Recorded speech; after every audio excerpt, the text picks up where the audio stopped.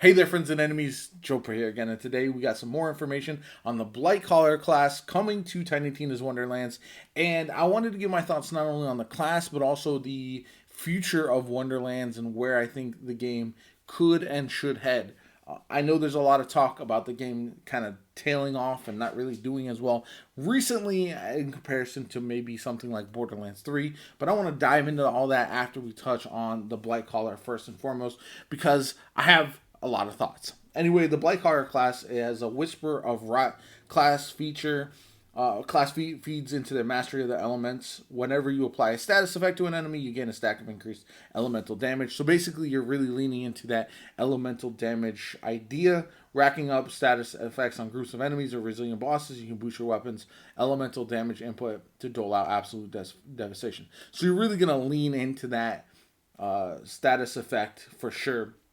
Getting a status effect rolling is a cinch using the Plague Storm action skill, which is cool. If you've been waiting on a companion that works like a stationary turret, mowing down any foes that dare approach, the Bog Totem action skills for you. Conjure this eerie looking root from the ground and it'll send forth a procession of spirits that seek targets. So that's really cool. I love companions in these games. Companions are what has me most excited all the time just because I like the way they work in tandem with your abilities and with your weapons. So I'm a big fan of that. So I can't wait to see how that works in game. I'm very excited.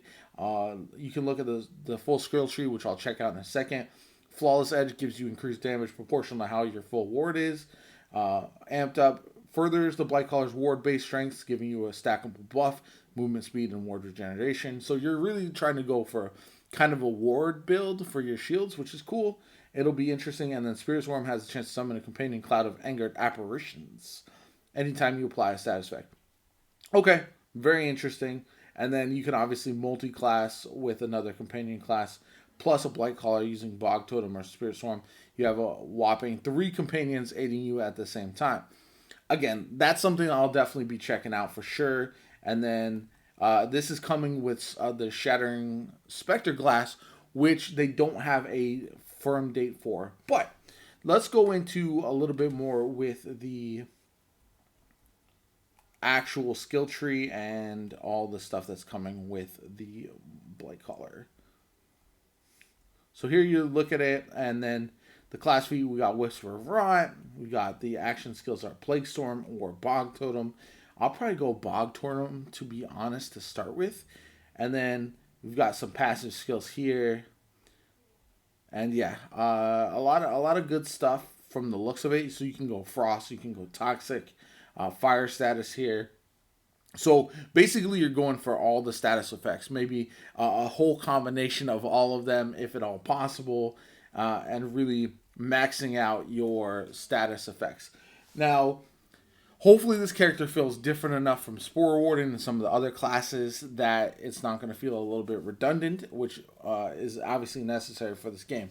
Now, giving my thoughts on where Wonderlands is. Now, we know with all these DLCs, they haven't been that long, so I think people have been a little frustrated by that. They're just adding a little bit of content each time. So if you did pre-order the season pass, you might be a little frustrated, which I understand. But I think this is going to make it all worth it in the end. Looking back, we're going to have the extra class, we're going to have all of these different activities to play, jumping back in if you've taken a break from the game. And the one thing I will say that's a little bit not frustrating for me, but I wish was improved upon is the variety of the endgame. Right now, we have the Chaos Chamber levels, and that's it. There's no other way to level up in the game and to get better gear. So basically, you have to grind levels and levels and levels of the Chaos Chamber.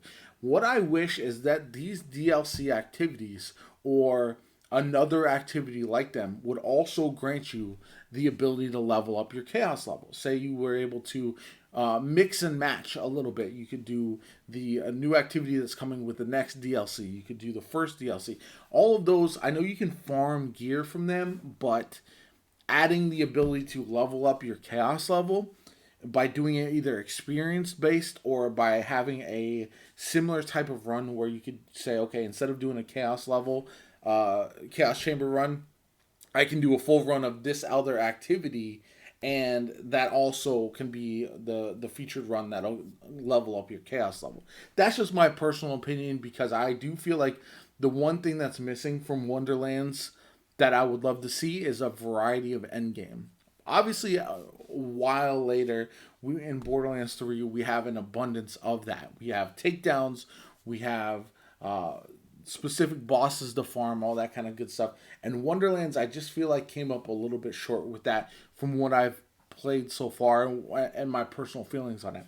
Um, it's a game that I don't feel incentivized to repeat playthroughs, because I know once I play through the game again on my other character, it's going to be a slog getting my character up to the maximum chaos level.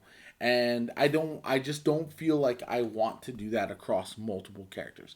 And so finding a way to fix that, add some variety, or make it easier to get your alternate characters up to higher chaos levels, I think is very important for people who want to play the game still, want to experience, want to farm for weapons and all that, but kind of feel like it's a bit of a lost cause, because if you're too low chaos level, you're farming for weapons that are not going to be nearly as good once you get the better versions as you get higher chaos level. You know what I'm saying?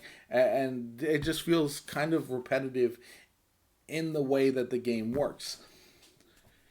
Does that mean that I think it's a bad game or anything of that nature? No, of course not. I really enjoyed my playthroughs of Wonderlands. I enjoyed the chaos levels. I enjoyed testing out the different multi classes. I think there's so much room, so much potential for to grow with this game. I don't know if it's the plan to stick with it after this original season pass. That I don't know. But I would love to see them mix it up from what they've done and add some additional ways for us to approach the end game. That is the one thing that I think could benefit this game completely and really turn it around.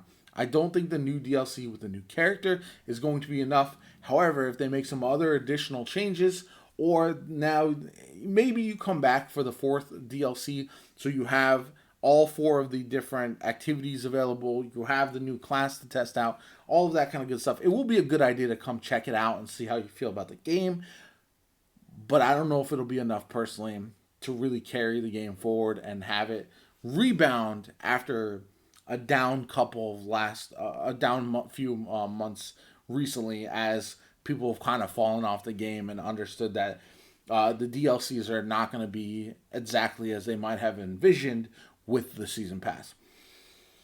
Overall, the character itself looks really cool. I'm excited to test it out and try it. I do want to make a build for it. I don't know if I'll take it to the max chaos level, especially because each DLC they've increased that chaos level to the point of not really. It does satisfy the players who are still playing the game consistently, but it makes it very very daunting to jump back in after taking a break from the game for sure. And I think they need a little speed up there. Anyway, I'm excited to test the character out. I really want to come back and love this game like I did when I first played it, my first full run, my first couple characters. And I'm hopeful that we'll see that here shortly. So anyway, let me know what you guys think in the comments down below about the Blightcaller and the new DLC. Are you excited to come back? Are you excited to check it out? Have you even left Tiny Tina's Wonderlands at all? Or are you kind of waiting to see what additional changes they make to Endgame? I'd love to hear from you guys anyway. Like, comment, subscribe, all that kind of good stuff helps the channel out tremendously. My name is Jopa. I hope you have a good one. I'll catch you all later.